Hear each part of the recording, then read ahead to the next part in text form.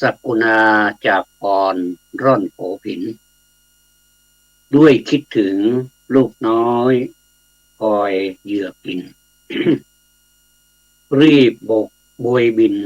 กลับรังแต่ยังวันป้อนเหยื่อให้ลูกรักอ้าปากอ้อนเมื่อเจ้าอิ่มแม่จะนอนกกจอมขวัญหลับเถิดหนาแม่อ่อนล้ามาทั้งวันแผ่ปีกกั้นกันภัยให้ลูกยาจึงร้องเพลงกล่อมไพรให้ลูกหลับนานมาแล้วนับกับกันนั้นเขาว่ามีต้นน้ำป่าไม้สัตว์นานาอนิจจาบัดนี้ไม่มีแล้วมีขยะน้ำเน่ามีรถติดมีมลพิษตึกระฟ้าแทนป่าแก้วมีสัตว์เมืองที่ยาตาไร้แววเหมือนติดแล้วรอตายไปวันสักวันหนึ่งเจ้าปีกกล้าแต่ขาแข็งมีเรี่ยวแรงบินฝ่าไปหาฝันจงช่วยคาบเม็ดพันธุ์น้อยสัก100,000ปลูกสวรรค์ให้กลับคืน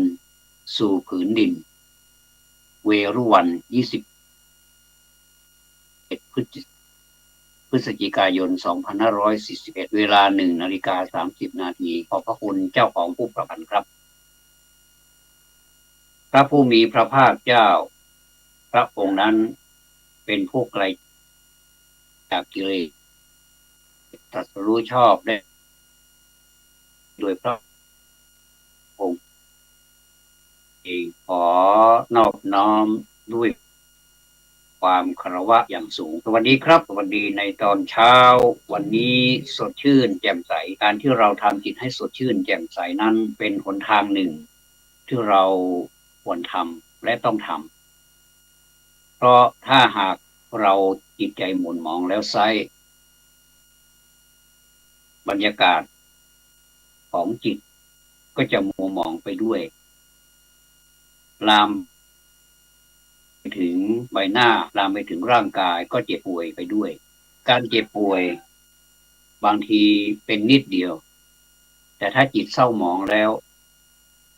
การเจ็บป่วยนั้นก็จะลุกลามใหญ่โตมากขึ้นวันนี้เราขึ้นต้นด้วยกลอนครับจากเวรุวันซึ่งเป็นบทประพันธ์ที่น่าสนใจและมีความไพเราะพูดถึงอาทิตย์อุทัยไขแสงอ่อนแล้วก็แม่นกครับสกุณาจากกรร่อนโผผินไปคิดถึงลูกน้อยก็ไปหาเหยื่อแล้วก็กลับมาหาลูกน้อยก็มาเร็วๆด่วนก็ป้อนเหยื่อให้ลูกเราเห็นของจริงนะครับลูกทั้งหลายก็หลายตัวแม่นกก็เดี๋ยวก็ป้อนให้ตัวหนึ่งเดี๋ยวก็ป้อนให้ตัวหนึ่งไม่รู้ว่าตัวไหนเป็นพี่ตัวไหนเป็นน้องแต่ว่าทุกตัวนี้จะต้องได้รับการป้อนหมดทุกตัวอันนี้คือความยุติธรรมคือความรักของแม่นกที่มีแต่ต่อลูกของตนแล้วก็สิ่งที่สำคัญที่สุดหลังจากป้อนอาหารแล้วก็โอบใช้ปีกนั่นแหละโอบเป็นการป้องกันภัยให้ลูกแล้วก็ร้องเพลงให้ลูกฟังว่านานมาแล้วล่ะมีต้นน้ำ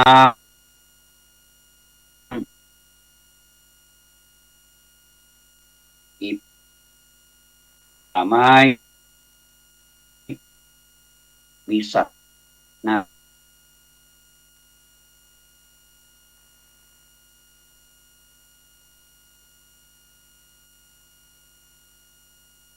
จากนกก็ท่านก็เปรียบเทียบในปัจจุบันนี้ มีขยะมีน้ำเน่ามีรถติดก็มีความที่บรรยากาศต่างๆเป็นพิษอาหารก็เป็นพิษผักผลไม้ของกินของใช้นี่เป็นพิษหมดเลยเรามาดูจากสื่อแล้ว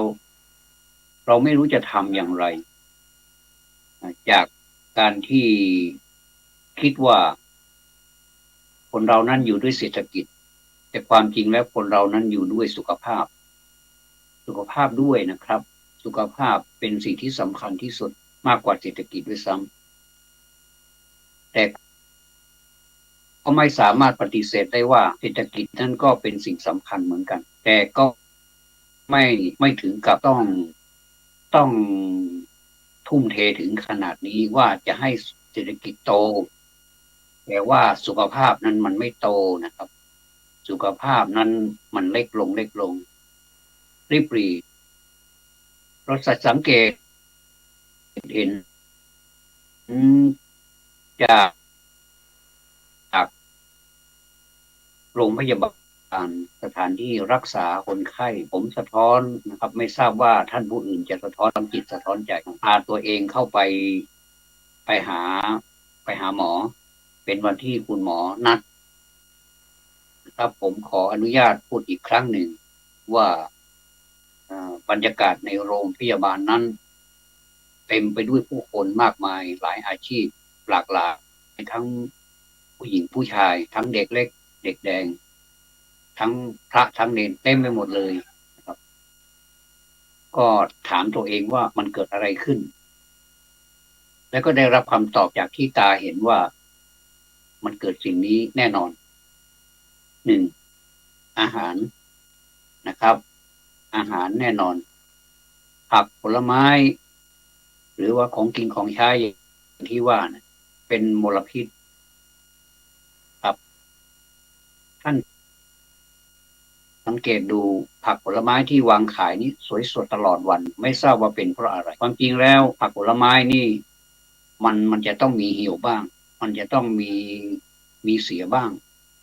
แต่นี่ผักผลไม้ของกินของใช้เนื้อไก่อะไรก็ตามที่เราไปซื้อแล้วเอามาปรุงเป็นอาหารเนี่ยมันนำยาพิษเข้าในร่างกายชัดๆเลยครับผมคิดแล้วก็ตกใจ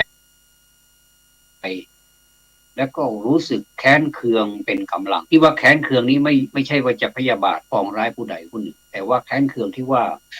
ทำไมเราจะต้อง ซื้อพวกนี้มาบริโภคเพื่อยังชีพของเราโดยที่ว่าเราก็รู้อยู่ว่ามันเป็นพิษเป็นภัยต่อเราอันนี้เลยครับถ้าหากว่าเราคิดไปถึงธรรมะคือมันเป็นอวิชชาความไม่รู้นี้เป็นต้นตอของโลภความโลภความโกรธความหลงความโลภพอเห็นสิ่งนั้นปุ๊บมันน่ากินสีน่ากินจังเลยก็ซื้อแล้วก็กินแล้วก็เป็นผลทางร่างกายบางทีก็ยังไม่ให้ผลโดยฉับพลันทันด่วนแต่ให้ผลในเวลาต่อมาเป็นการสะสมไว้วันละเล็กวันละน้อยกินวันนี้นิดก็เก็บไว้หน่อยหนึ่งกินวันพรุ่งนี้อีกก็เก็บไว้อีกเมื่อสะสมมากเข้าก็กลายเป็นสิ่งที่เป็นพิษอยู่ในร่างกายที่เขาเรียกว่าก่อสารมะเร็งนี่แหละนะครับเป็นมากเหลือเกินผมไปไล่เรียงหรือว่าไปดูบรรยากาศของการเดินเข้าคิวเพื่อเป็นการคัดกรองคนไข้ก่อนครับสอบถามคนไข้ก่อนว่าแพ้ยาอะไรแล้วก็ชื่ออะไรถามก่อนคุณพยาบาลเจ้าหน้าที่จะถามก่อนว่าเราชื่ออะไรเราชื่อนามสกุลอะไรเพื่อไม่ให้ผิดตัวอันนี้เป็นปัญญาเป็นปัญญาของผู้บริหารเป็นปัญญาของมนุษย์ที่จะต้องคัดกรองคำว่าคัดกรองนี้จะต้องกรองแต่ชื่อนามสกุลเลยครับชื่อนามสกุลอะไรถ้าเราขันนาม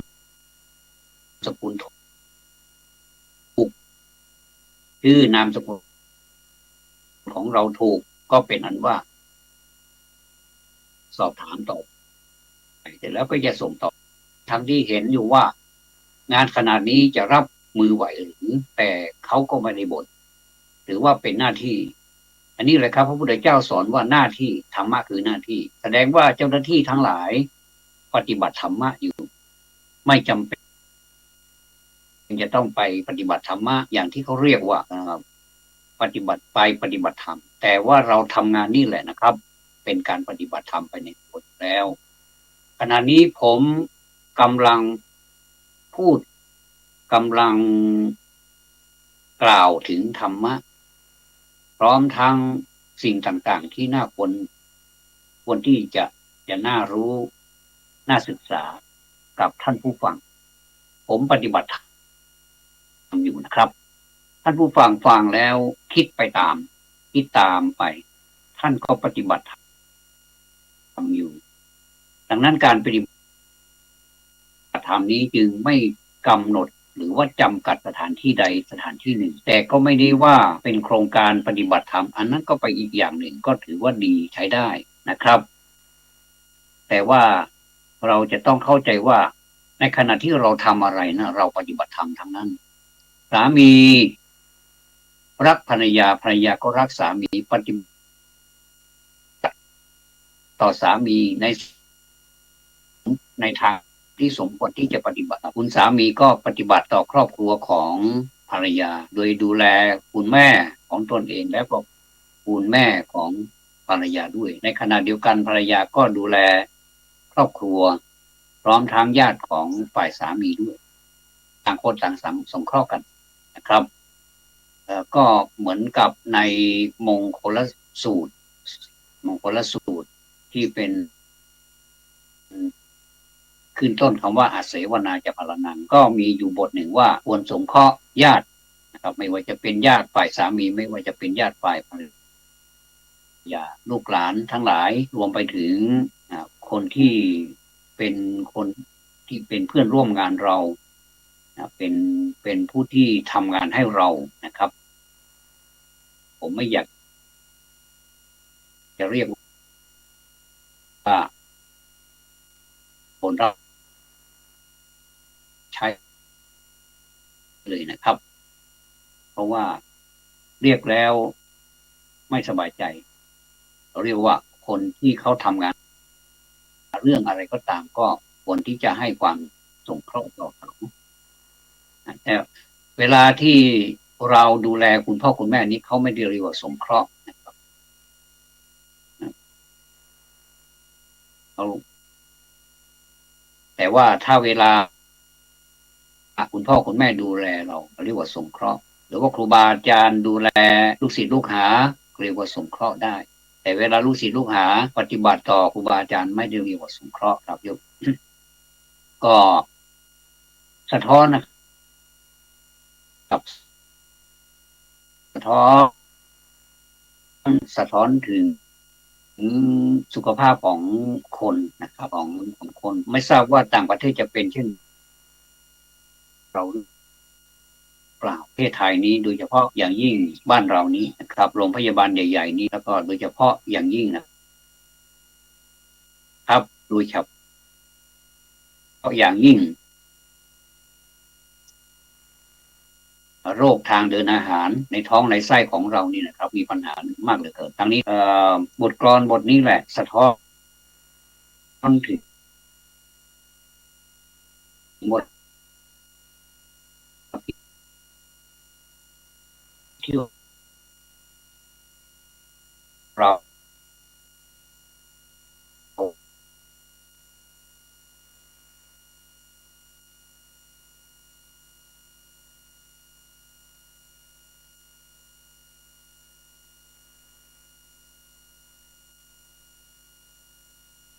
แล้วก็เหมือนติดแล้วรอตายไปวันๆก็ถ้าเป็นภาษาบ้านเราก็เรียกว่ามันติดแฮ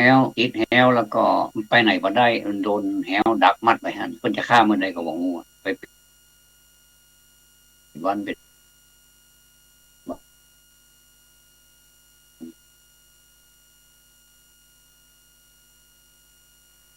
ปัจจุบันว่าเราจะโดนฆ่าหรือไม่ได้ไม่ใช่นะครับไม่ได้แปลแบบนั้นแต่ว่ากำลังพูดอยู่ว่าทำอย่างไรจะให้บรรยากาศนี้มันลดลงแล้วตัวเราเองนี่แหละก็จะไม่ต้องไปพึ่งโรงพยาบาลแต่ก็ไม่ได้หมายความว่าจะมานะจะยิงจะพยองไม่ใช่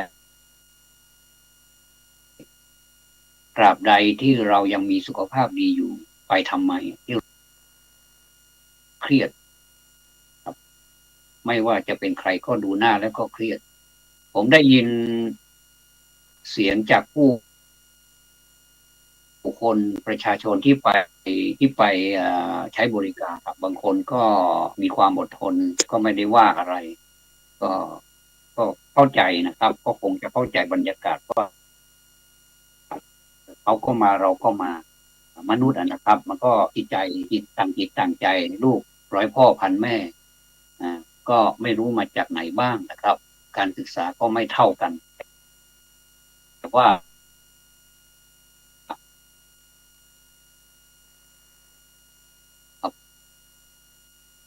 ผมว่าการ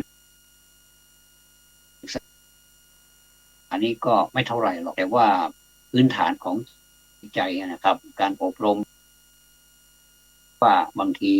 ผมเห็นบางคนก็ทะลุป้องเลยนะครับทะลุปล้องออกมาเลยนะครับว่าเออเขาให้ทำอย่างนี้ไปทำอย่างนั้นก็บางทีก็มีการทะเลาะกันก็แต่แต่ไม่ถึงกับวางมวยกันนะครับแต่ว่าคือใช้วาจาทะเลาะกันเถียงกันไปเถียงกันมาเดี๋ยวมันก็จบอันนี้คือบรรยากาศผมก็รู้สึกไม่สบายใจเหมือนกันแล้วหลายท่านที่มองมา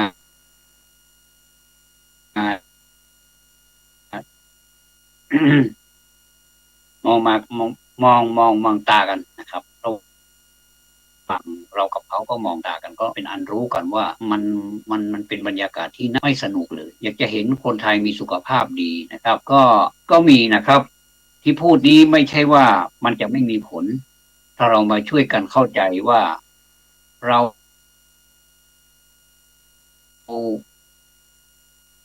ควรจะบริโภคอาหารแบบไหนที่บ้านเราก็มีปลูกไว้เยอะนะครับส่วนมากแล้วที่เราปลูกไว้เนี่ยเราไว้กินเองเนี่ยก็จะไม่มีสารพิษเราจะใช้เป็นไม่ใช่เคมีแต่เราจะใช้เป็นชีวภาพเป็นอินทรีย์ผมตื่นเช้านะครับผมตื่นเช้ามาผมตื่นแต่เช้าผมไม่ได้สนใจอะไรเลยนอกจากนั้นหลังจากที่ไหว้พระสวดมนต์ พอสมควรแล้วไม่ต้องร่ายยาวครับไหว้พระสวดมนต์พอสมควรแล้วเพื่อทำจิตใจให้ผ่องใสทำธุระส่วนตัวเรียบร้อยก็มาไหว้พระสวดมนต์เรียบร้อยแล้วผมก็จะศึกษาจาก YouTube จาก YouTube นี่ไม่ได้ศึกษาเรื่องอื่นแต่ผมศึกษาเรื่องของอาหารการกินผักผลไม้ที่ทำมาจากชีวภาพหรือว่าอินทรีย์นี่แหละครับการทำปุ๋ยการปลูกพืช ซึ่งไม่ต้องใช้สารพิษไม่ต้องใช้เคมีเลยไม่ต้องใช้เคมีเลยนะครับผมชอบมากเลยแล้วก็ถ้าวันไหนถ้าวันไหนคนในครอบครัว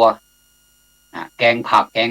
กที่เราปลูกหลังบ้านเนี่ยที่มันขึ้นตามหลังบ้านที่เราดูแลเขาเนี่ยเราก็เก็บยอดเขาได้ยอดสะพรั่งเลยนะครับหน้านี้หน้าหนาวนี่ผักแพงนะครับผักแพงแต่ว่าผักที่บ้านเราก็ยังไม่ขาด ยิ่งเราเก็บยิ่งดูแลคอยดูแลเราก็มีผักหลายๆชนิดก็เก็บเวียนกันไปส่วนมากก็จะต้มจะจะแกงหรือว่าจะลวกเพื่อจิ้มน้ำพริกอะไรเนี่ยอร่อยครับแล้วก็ถ้าเป็นน้ำพริกเป็นน้ำพริกตาแดงหรือว่าน้ำพริกปลาร้าน้ำพริกหนุ่มเราก็มักจะใส่มะกอกโอ้น้ำพริกตาแดงเอามะกอกเข้าใส่นี่โหมันล้ำสุดยอดของอาหารเลยแล้วก็ทำให้เรากินเข้าได้นักอันเนี้ยคือธาตุของเรามันต้องการ เมื่อถ้าต้องการสิ่งนี้เรากินสิ่งนี้เข้าไปแล้วเนี่ยมันก็ทำให้เราสุขภาพดีมีร่างกายที่แข็งแรงทำงานได้บ่บ่ค่อยเหนื่อยแล้วก็รวมไปถึงการกำหนดลมหายใจตัวเองถ้าเราหายใจเร็วก็จะรู้จากการที่เราวัดวัดความดันการหายใจระบบหายใจอีโควิทยาการสมัยใหม่นี้เขารู้หมดเลยว่าเราหายใจเป็นวินาทีเท่าไหร่อันนี้แหละแล้วก็ความดันของเราขึ้นเท่าไหร่ลงเท่าไหร่เป็นปกตินี้อยู่ที่ไหนอยู่ที่จุดไหนถ้าผิดปกติอยู่ที่จุดไหนอย่างเนี้ยให้แก้ไขได้อันนี้ก็ทั้งแพทย์แผนนะครับทั้งแพทย์ปัจจุบันวงการแพทย์ก็เจริญมากเหลือเกินแต่ว่าสิ่งที่เป็นมลพิษนี่ก็เจริญตามไปด้วยบางทีก็ไปดักรออยู่ข้างหน้านู่นน่ากลัวเหลือเกินนะครับซึ่งผมก็ไม่ได้ชวนใครทะเลาะหรือว่าจะทำให้ผู้อื่นหรือว่าผู้ที่ไม่ชอบคำพูดแบบนี้ได้ฟังแล้วไม่สบายใจไม่ใช่ก็คือลองลองนึกลองนึกลองคิดดูนะครับว่ามันเป็นอย่างนั้นจริงหรือนะครับมันเป็นอย่างนั้นจริงหรือเพราะฉะนั้นแล้วเนี่ยนะครับน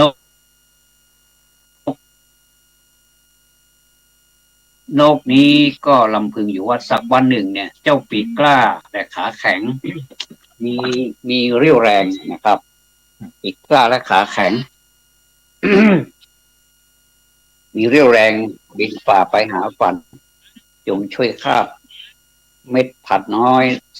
สักร้อยพันปลูกสวรรค์ให้กลับคืนสู่พื้นดิน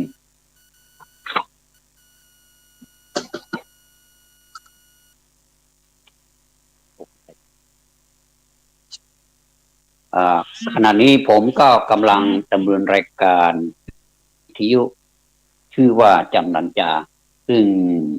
จำนันจานี้เป็นชื่อที่ผมเองเป็นผู้ตั้งขึ้นแล้วผ่านมาทาง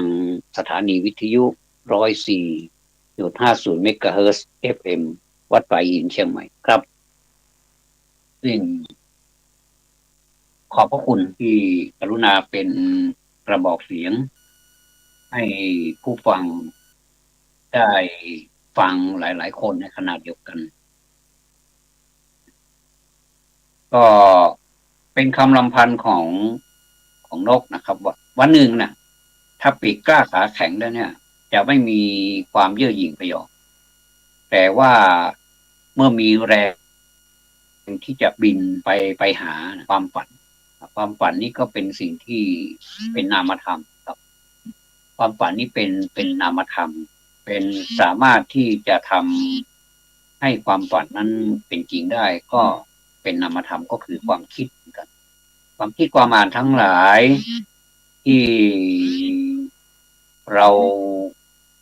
ฝ่าฟันไปเนี่ยมันก็จะเป็นความจริงได้สักวันหนึ่งถ้าเราปราศจากความฝันแล้วเนี่ยมันก็เหมือนกับเรามีชีวิตแต่ไม่มีชีวามัน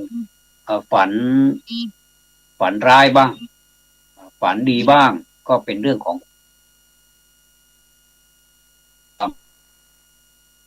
ฝันก็แล้วแต่ไม่มีใครนะครับที่จะอยากจะฝันร้ายแต่มันก็ฝันร้ายเราก็ฝันดีทุกวันเราก็ปรารถนาความสุขทุกวันแต่ในเมื่อมันไม่ได้รับความสุขแล้วเนี่ยพระพุทธเจ้าท่านสอนเอาไว้ว่ามันเป็นสิ่งที่ไม่แน่นอนไม่ใช่เรามันเป็นสิ่งสมมุติเป็นอิทธารมณ์เป็นสิ่งที่เราชอบใจเราก็เข้าใจว่าสิ่งนี้แหละเป็นความสุขของเราแต่พอเป็นอนิถารมณ์คือสิ่งที่ไม่ชอบใจเราก็บอกว่าสิ่งนี้ไม่ใช่เราไม่ใช่ของเราเราไม่ชอบแต่มันก็เข้ามาอยู่ในตัวในตนของเราจนได้เราก็ประสบไปเจอมันจนได้เพราะฉะนั้นท่านให้มองสิ่งที่เป็นจริงที่เกิดขึ้น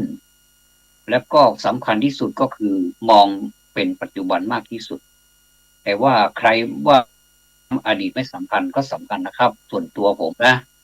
ส่วนตัวผมนะเพราะว่าเราจะยกตัวอย่างหรือว่าเอามาเปรียบเทียบว่าในในอดีตพระพุทธเจ้าท่านตรัสอดีตเป็นส่วนมากครับอดีตการนานมาแล้วมีพระนครอยู่พระนครหนึ่งชื่อว่าเนี่ยครับแล้วก็มีเจ้าผู้ครองพระนครอยู่พระนามว่าอย่างนี้อย่างนี้อันนี้เป็นเรื่องอดีตและท่านก็โยงปัจจุบันเข้าไปว่าคนที่ครองพระนครในวันนั้นได้แก่ใครในวันนี้คนที่เป็นทหารกู้ใจเป็นอำมาตย์ในวันนั้นได้แก่ใครในวันนี้ท่านเอามาเปรียบเทียบอันนี้แสดงว่าท่านโยงอดีตมาหาปัจจุบันอันนี้เพื่อเป็นการศึกษาใช้ได้ครับแต่ในความหมายที่เขาบอกว่าบางท่านเข้าใจว่าอดีตไม่สำคัญปัจจุบันสำคัญกว่าก็ใช่ครับแต่ว่ามันโยงถึงกันถ้าอดีตมันไม่ดี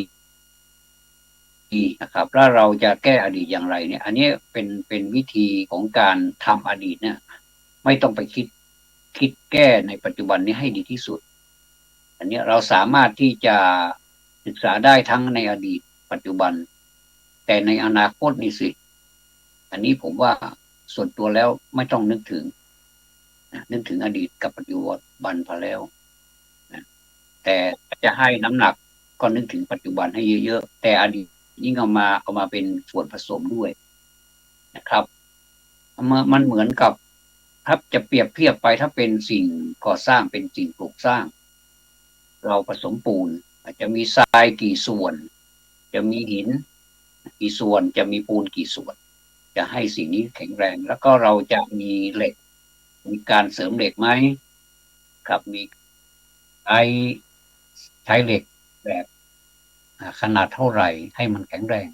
จะอยู่ได้อีกกี่ปีเนี่ยเขาจะคำนวณหมดอันนี้ก็เหมือนกันระหว่างอดีตและปัจจุบันนี้จะต้องเอามาผสมกันเป็นส่วนผสมอดีตเท่าไหร่ปัจจุบันเท่าไหร่แล้วก็เท่ากับเท่าไหร่อย่างเนี้ยแล้วมันก็จะชีวิตของเราก็จะแข็งแรงถ้าอย่างนั้นเราก็ไม่จำเป็นจะต้องไปเรียนประวัติศาสตร์ไม่จำเป็นจะต้องรู้เรื่องราวในอดีตในอดีตนี้ก็สำคัญนะครับแต่ว่าท่านท่านเตือนสติเราไม่ให้ไปนึกถึงอดีตให้จนหัวปักหัวปั๊มและจนในปัจจุบันนี้ก็เลยเสียไปเลยนะเป็นเสียผู้เสียคนไปเลยเพราะไปนึกถึงอดีตมากเกินไปจมปลักอยู่กับอดีตอันนี้ก็ไม่ดีแต่ว่าเป็นสิ่งที่เราเอามาใช้เป็นการศึกษาเป็นครูนี่เขาเรียกว่าอดีตเป็นครูที่ผ่านไปความผิดทั้งหลายเป็นครูแต่ในขณะเดียวกันผมว่าความถูกก็เป็นครูเหมือนกันถ้าหากว่าเราปฏิบัติถูกเราเห็นว่ามันถูกเราก็ทำไปมีความสบายใจก็ทำไปเรื่อยๆก็จะเจริญไปเรื่อยๆเราสังเกตเห็นผู้ปฏิบัติหน้าที่ต่างๆนะครับอาชีพเยอะแยะมากมายเหลือเกินนะครับเป็นข้าราชการบ้างเป็นนักธุรกิจบ้างที่เจริญรุ่งเรืองเจริญเอานะครับไม่ว่าจะทำอะไรก็เจริญไปหมดอันนี้แสดงว่าเขาใช้สูตรผสมที่ถูกต้องแล้วก็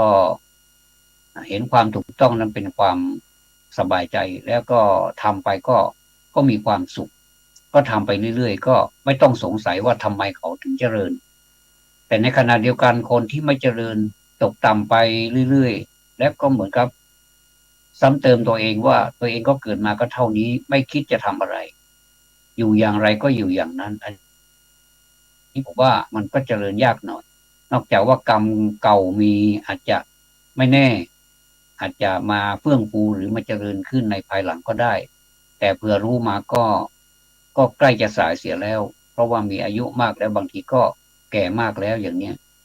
จะไปมีกำลังทำอะไรในขณะที่เรากำลังมีกำลังนี่แหละครับ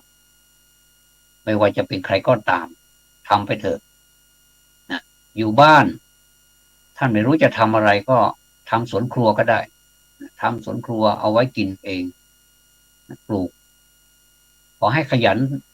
เถอะขยันทำกินนะ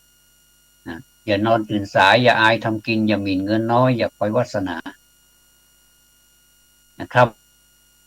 อันนี้เป็นสิ่งที่โบราณเขากล่าวไว้แล้วก็เป็นจริงถ้านอนตื่นสายถ้าอายทำกินทำอะไรก็อายเขาบอกว่าอายเหลือเกินไม่มีศักดิ์ศรีอย่างนี้นะถ้าอย่างนี้นี่เอาไปใช้กับนักธุรกิจหรือพ่อค้าแม่ค้านี่ไม่ได้เขาไม่มีคำว่าอายทำกินนะครับสมัยก่อนผมเห็นคนที่มาขายซาลาเปานะที่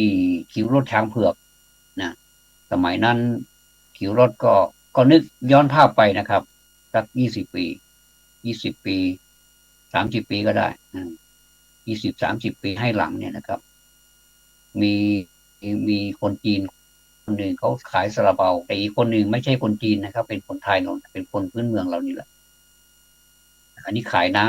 ำบางทีก็ขายอย่างอื่นส่วนมากผมจะเห็นหนักไปทางน้ำชาน้ำกาแฟน้ำโอเลี้ยงแล้วก็ใช้หิ้วจะมีที่หิ้วอยู่ครับใช้เครื่องมือในการหิ้วไปได้หลายถุงสมัยนั้นยังใช้เป็นถุงอยู่นะครับมันก็เดินเมื่อสมัยก่อนนี้บนรถเมล์นี่เวลาเขาตั้งคิวนี่เขาก็อนุญาตให้เข้าไปขายได้ขึ้นไปขายได้ก็ผู้คนก็ชอบเหลือเกินเพราะว่ามีคนบริการแล้วก็น้ำชากาแฟหรือว่าเครื่องดื่มแกก็อร่อยนะครับอร่อยแล้วก็อีกเจ้าหนึ่งที่เป็นซาลาเปานั้นก็คิดว่านานมาแล้วนะไปอยู่ไหนก็ไม่รู้ผมก็ไม่เจอนานแล้วนะไม่ทราบว่าจะมีชีวิตอยู่หรือเปล่านะครับแต่ว่านานไปแล้วเนี่ยเอ่อแต่ว่าเราก็สามารถเอาเป็นตัวอย่างได้ว่าเขาไม่อายทำกินนะเขามาขายซาลาเปาเขาจะพูดแบบสำเนียงหรือว่าตามแบบฉบับของเขาซาลาเปาซาลาเปามีไส้หวานไส้เค็มครับแล้วเขาก็ได้ขายนะเขาก็ได้ขายแล้วก็เห็นเห็นอย่างนั้นเนี่ยเหมือนกับว่าไม่มีตังค์นะแต่ว่าเขารวยหลบในเราไม่รู้หรอกนะครับคนที่มาค้าขายหรือว่ามาประกอบธุรกิจแบบเนี้ยเราจะไปรู้หรือว่าเขาเป็นเศรษฐีบางทีมีการเนี่ยเขาสร้างละครขึ้นมาเนี่ยบางทีก็ผู้จัดการปลอมเป็นผ่านโรงบ้างหรือว่าเป็นคนใช้เป็นคนส่วนบ้างไปลองใจพนักงานก็มีประธานบริษัททำเป็นแต่งตัวเป็นชาวบ้านธรรมดาครับแล้วก็ไปลองใจก็มีแฟนแต่งตัวแบบโอ้โหดูไม่ได้เลยเนี่ยเราไปลองใจแฟนอีกคนหนึ่งที่ใกล้จะแต่งงานกันเนี่ยว่าเขาจะพูดอย่างก็เป็นการลองใจกันครับสิ่งเหล่านี้แหละครับผมว่าอย่าอายทำกินอย่ามีเงินน้อยเขาก็เก็บหอมรอมริบนะครับก็เก็บหอมรอมริบไปทุกวันมันก็เงิน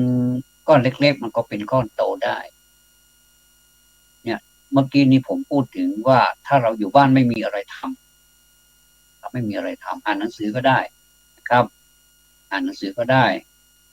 จริงๆแล้วผมไม่ค่อยมีเวลาให้ใครหรอกนะแต่ว่าการให้เวลาตัวเองเนี่ยมันก็ไม่ใช่ว่าเป็นการเห็นแก่ตัวนะครับผมว่ามันก็เราก็ดูสัดส่วนด้วยว่าเวลาเนี่ยมันถ้าเราบริหารมันไม่ถูกเนี่ยมันก็จะสเปซสปะไปเรื่อยแล้วมันก็เดี๋ยวมันก็จะมืดค่ำแล้วตอนนี้ก็9 โมงกว่าแล้วเดี๋ยวก็10 โมงเดี๋ยวก็บ่ายเดี๋ยวก็ค่ำก็จะวนเวียนอยู่อย่างนี้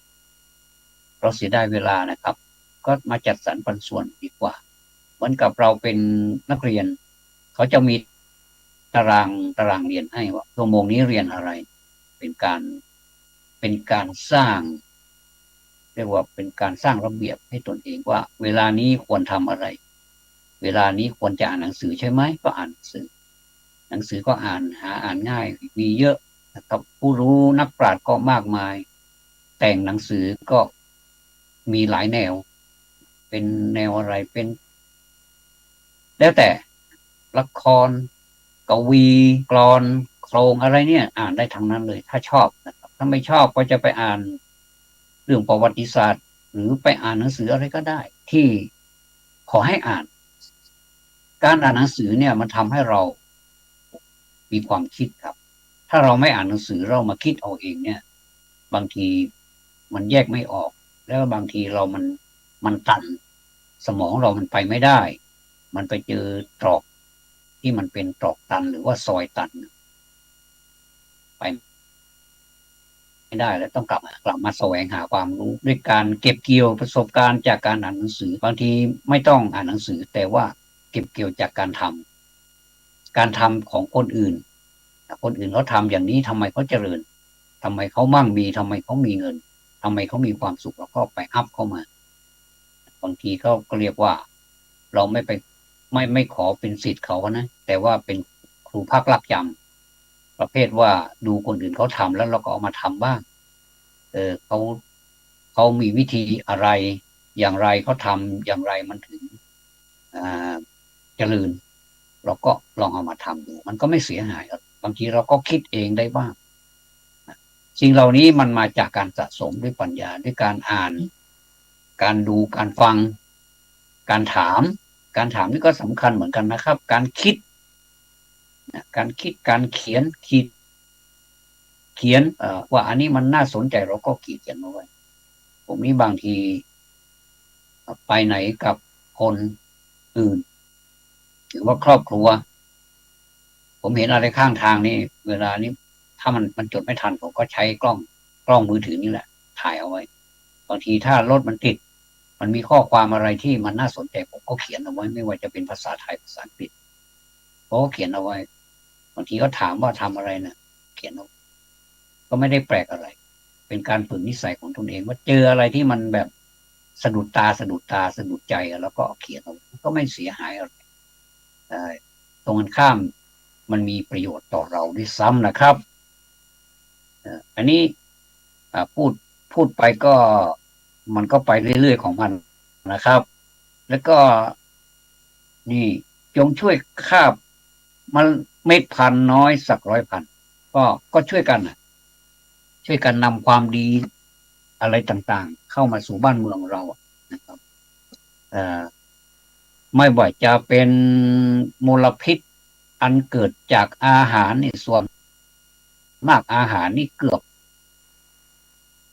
100%เลยนะครับท่านไม่ว่าจะเป็นผักผมไปเห็นคลิปหนึ่ง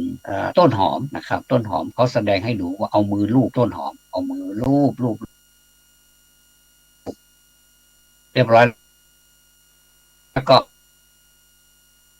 เอามาให้เราดูมันจะเป็นสีน้ำเงินเป็นสีฟ้าเป็นสีน้ำเงินเต็มมือหมดเลยผมว่ามันอะไรกันนี่ก็แสดงว่าได้นานแล้วถ้าเราเอามาปรุงอาหารบางทีเราเห็นมันสดๆอยู่ก็ล้างแค่นั้นให้มันผ่านน้ำแค่นั้นความจริงมันยังไม่หมด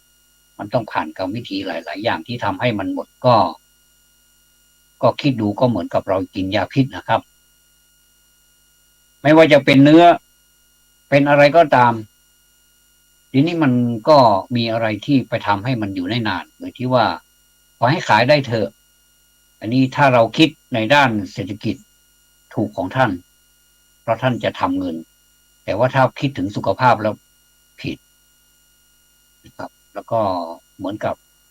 คนที่ขายนี่ก็ทำบาปด้วยและคนที่มีความคิดแบบนี้ในแนวนี้ก็ทำบาปด้วยเราจะทำอย่างไรให้มันลดบาปหลังจากที่เราทำบาปมานานเนี่ยมันสามารถที่จะเป็นองคุลิมานกลับใจได้ท่านองคุลิมาน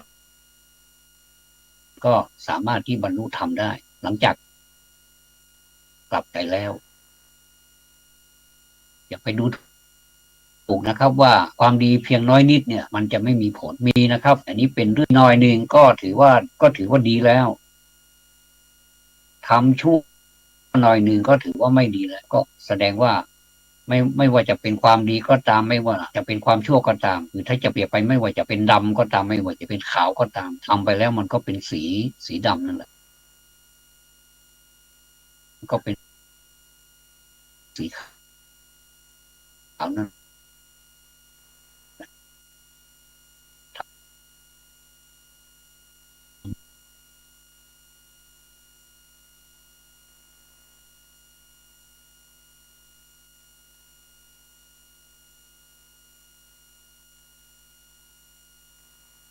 ครับเครียดหรือเปล่าเนี่ยนะครับอย่าไปเครียดนะครับเนี่ยพูดบางทีผมก็ยกตัวอย่างมากนะครับอย่าอย่าเพิ่งลำครับก็คือปลูกสวรรค์บนผืนดินนี่แหละเราอย่าไปเห็นสวรรค์แบบจำลองทุกวันนี้เราเห็นสวรรค์แบบจำลองเราสมมุติเอาว่าสิ่งนี้เป็นสิ่งที่ดีเหลือเกินทันสมัยเหลือเกินนะครับไม่ว่าอะไรนะครับ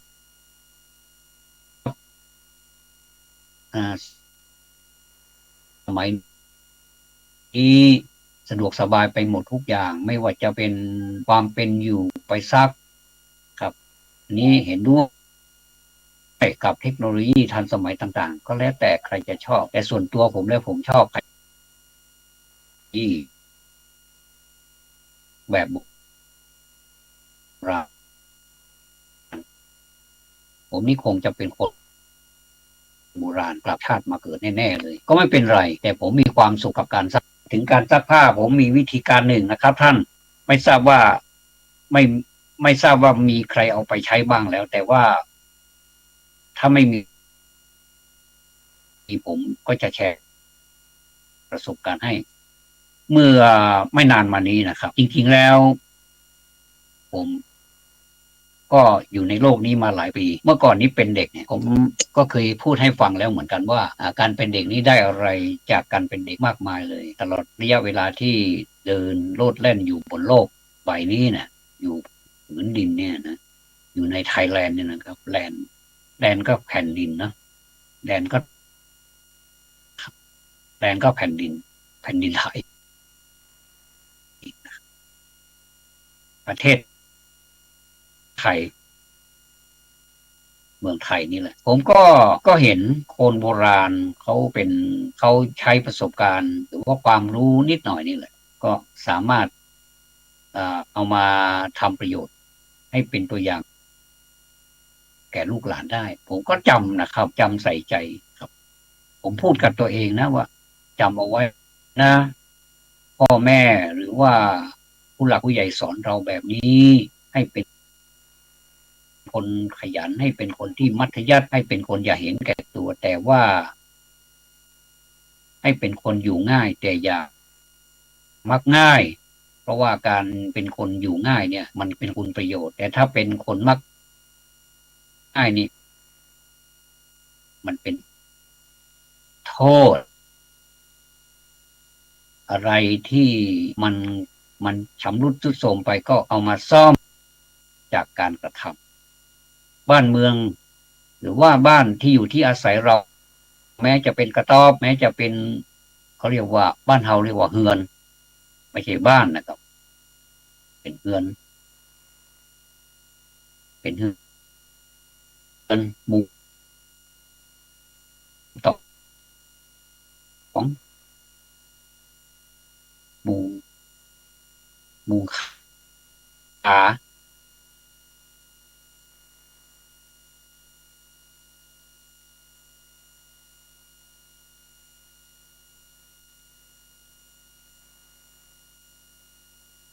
ดูภาคอื่นเนี่ยนะเราก็จะเป็นไปเห็นใบจากใบอะไรกันนะครับถ้าเราไปเที่ยวนะครับแต่ว่าแถบภาคเหนือของเรานี่ก็จะใช้ใบตองจะใช้ข่าเป็นหลักนะครับเนี่ยก็จะสอนแบบถี่ยิบสอนแบบประณีตโดยเฉพาะอย่างยิ่งนะมาถึงซักผ้านี่เมื่อก่อนนี้เขาใช้ลูก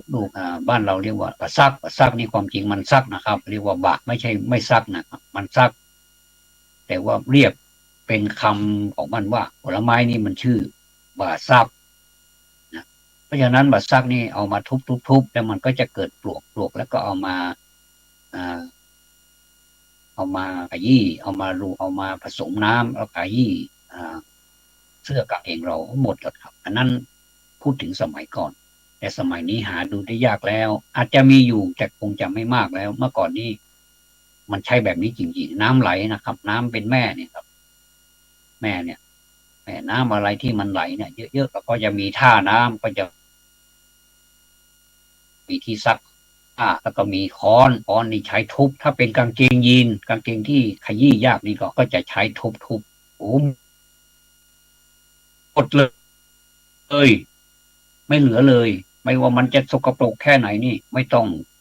ไม่เห็นละมันจะสะอาดมากเลยนะครับนี่พูดถึงโยงมาถึงปัจจุบันนี้นะครับเอาอีกหน่อยหนึ่งก็คือเขาจะมีสบู่ลายนะครับสบู่ลายโบตันจะเป็นก้อนสี่เหลี่ยมนะครับเป็นก้อนสี่เหลี่ยมเป็นสีลายอันนี้ก็ใช้ซักผ้าอ้อมใช้ซักผ้าอะไรก็ได้ไม่มีกลิ่นไม่ต้องใช้ไม่ต้องใช้น้ำยาปรับผ้านุ่มหรือว่ามีกลิ่นหอมๆเดี๋ยวนี้มันไม่ใช่หอมหมดบางทีมันก็ฉุนก็มีอะไรก็มีเยอะแยะไปหมดเลยครับบางทีก็ถึงกับเหม็นไปเลยผงซักฟอกหลายยี่ห้อก็เหม็นนะครับบางทีก็ทำให้เราเวียนหัวไปเลยนะครับเวียนศีรษะรู้สึกมันเหม็นใส่อะไรก็ไม่รู้นะครับกลิ่นฉุนมากเลยติดเสื้อติดผ้าเวลาเดินผ่านอันนี้เรารู้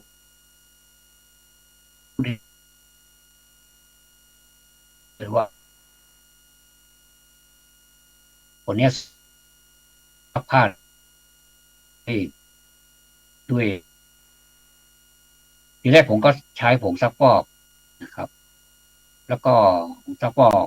ถ้าเป็นเสื้อเป็นผ้าทุกสิ่งแหละเมื่อใช้ผงซักฟอกแล้วผงซักฟอกมันกลิ่นฉุนอย่างที่ว่านะครับกลิ่นฉุนเหลือเกินแล้วก็ใช้ยาปรับผ้านุ่มน้ำยาปรับผ้านุ่มน้ำยาปรับผ้านุ่มมันจะต้องมีกลิ่นอ่อนๆกลิ่นนุ่มๆและหอมไม่ฉุนบางทีก็ยังใช้น้ำยาปรับผ้านุ่มชนิดนี้อีกก็กลิ่นฉุนทั้งคู่น้ำยาปรับผ้านุ่มก็กลิ่นฉุนขนาดเอาซักแล้วเอาตากไว้ตั้งหลายเม็ดกับเราอยู่เวลาลมพัดมาแล้วมันเข้าจมูกเราเนี่ยเหม็นเวียนศีรษะเลยนะครับอันนี้นี่คือในปัจจุบันนี้จริงๆอาหารการกินยังไม่พอกลิ่นอีกนะการเครื่องใช้สอยน้ำยาปรับผ้านุ่มผมไม่รู้ว่าคนที่ผลิตนี่เขาคิดยังไงคิดจะตามใจคนที่ซื้อหรือว่าทำยังไงก็ได้เพราะว่าคนเรานี่ต่างจิตต่างใจอย่างที่ว่านะครับบางคนก็ชอบกลิ่นนี้บางคนก็ไม่ชอบบางคนก็ชอบอย่างนี้ต่างจิตต่างใจบางทีก็ผิดเพื่อเอาใจก็แล้วแต่นะเอาใจลูกค้าที่ชอบกลิ่นของเขาอ่ะนะก็ปนเปกันไปแบบนี้ครับผมก็เลยนึกขึ้นได้ว่าเดี๋ยวรอสมัยก่อนแต่สบู่นี้ไม่ใช่สบู่ลายนะครับไม่ใช่สบู่ลายกรดโบตันใหญ่อะไรนั้นนะสบู่ลายนะที่เป็นสีก้อนสี่เหลี่ยมนะเป็นก้อนสี่เหลี่ยมนะแต่ว่านี่เป็นสบู่ที่เราถูตัวนี่แหละแต่เพราะเผอิญว่ามันมีกลิ่นหอมนะครับผมก็ลืมไปเลยเป็นยี่ห้ออะไรนะครับจะเป็นออกสีชมพูหน่อยแต่เรื่องสีนี่ก็สบู่นี้เขาทำได้นะครับจะเป็นสีขาวสีชมพูสีอะไรก็มีหมดทุกอย่างเลยครับแต่ผมก็ลองเอามาให้ดูก็ไปทำ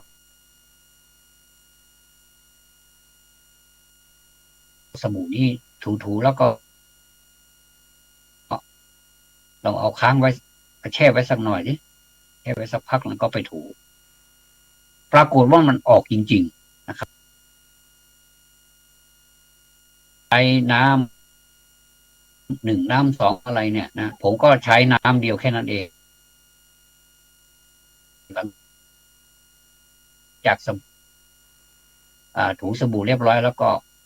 บิดแล้วก็ใช้น้ำที่1ก็เป็นอันพิเศษพิธีก็เอาตากมันแห้งแล้วก็เอามาพับโอ้มันหอมจริงๆท่านจะไปใช้ก็ได้หรือว่าหลายท่านก็คงจะไปใช้เหมือนกันเพราะฉะนั้นนี้ผมว่าสำหรับผงซักฟอกที่มันมีกลิ่นเหม็นกลิ่นฉุนไม่รู้ว่าเขา ใส่กลิ่นฉุนมาทำไมผมก็ไม่ทราบมันจะต้องมีส่วนอื่นๆอีกที่ทำให้มันมีกลิ่นคงคิดว่าเมื่อซักลงไปแล้วเนี่ยเอาซักกับผ้าแล้วเนี่ยมันคงจะทำให้เชื้อโรคที่อยู่ในผ้าเนี่ยหรือว่าสิ่งสกปรกโสโครกทั้งหลายเป็นคราบเป็นอะไรต่างๆที่อยู่ในผ้าเนี่ยมันหายไปว่าในความรู้สึกส่วนตัวไม่ดีเลยผมไม่ใช้ผมใช้สบู่ดีกว่าอย่างนี้ก็ไม่เปลืองน้ำด้วยใช้สบู่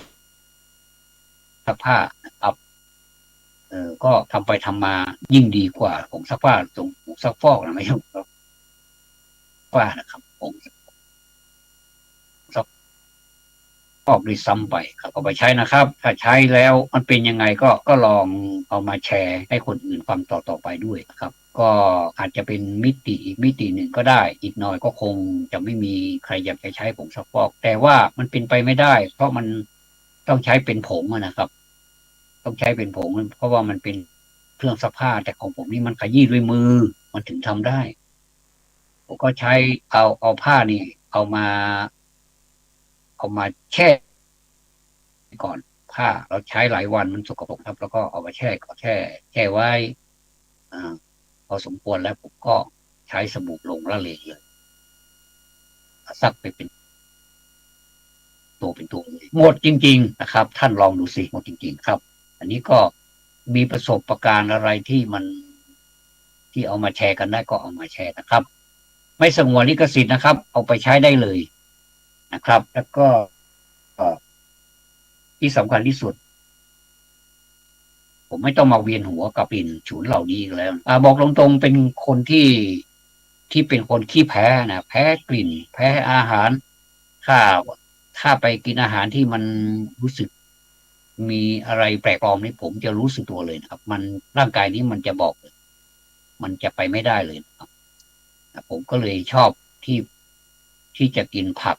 ที่ปลูกในสวนของเราเองแล้วผมก็ชอบที่จะปลูกผักนะไม่ว่าจะเป็นผักตำลึงผักอะไรต่างๆ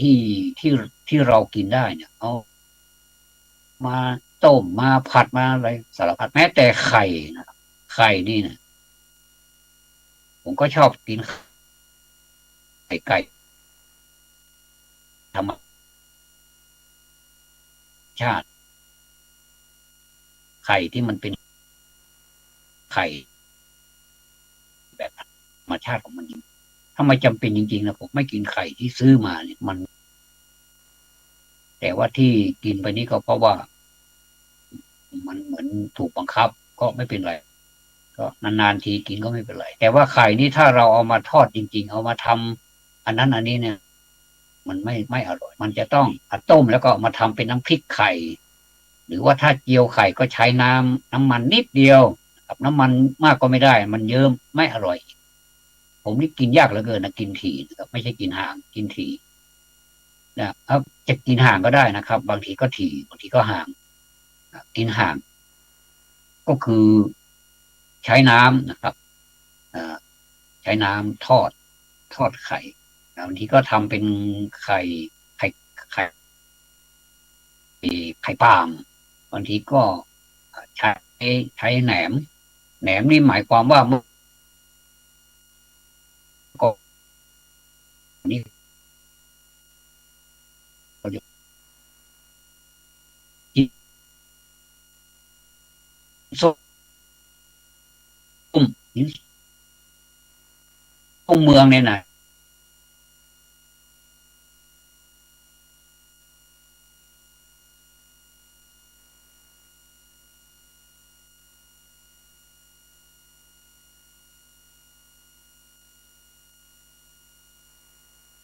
แต่ส่วนมาก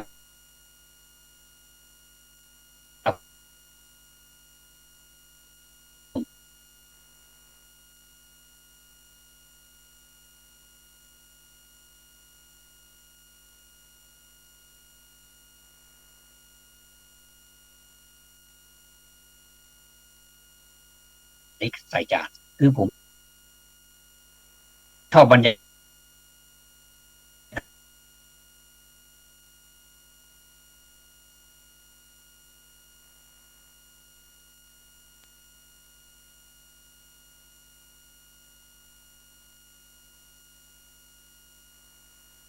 ตามรับฟังขอบพระคุณท่านผู้อำนวยการเป็นอย่างสูงนะครับ